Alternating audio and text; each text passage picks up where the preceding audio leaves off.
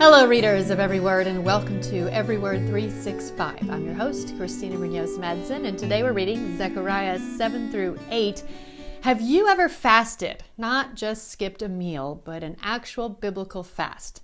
In today's reading, Zechariah is commanded by God to deliver 4 messages to his people on the subject of fasting. So I'm going to share a little bit more on what fasting is and what fasting isn't. A lot of this is from Got Questions. Always ask God for wisdom in regards to how and for how long he wants you to fast. Setting a time frame seems to be the biblical approach. Also, fasting should have a clear purpose. People in the Bible fasted and prayed because they wanted something specific to happen.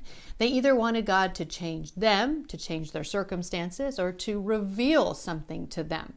Ultimately, fasting is far more about focus than food. Fasting is taking your focus off of the things of this world in order to focus more on the things of God. Fasting can thus be a means of growing closer to God. A note of caution concerning fasting: those with medical conditions, especially conditions involving dietary restrictions, diabetes for example, should consult a doctor before fasting. Remember, there is no biblical command that followers of Jesus Christ must fast. Therefore, it is not wrong to take a medical condition into account when determining how to fast. Also, it is good to examine your motives for fasting. Fasting is not about manipulating God. Fasting will not cause God to do something that is outside of his will.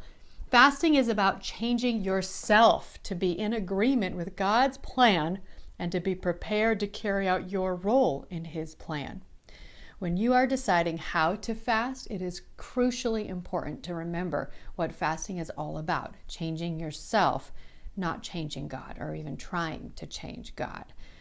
I will say that when I tried fasting, I did get sick. So I do have some dietary restrictions that I had to be careful with.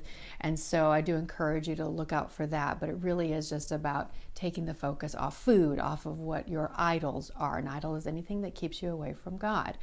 So has fasting been a part of your spiritual journey? If so, feel free to share your experience. We can always chat about it on the Facebook page.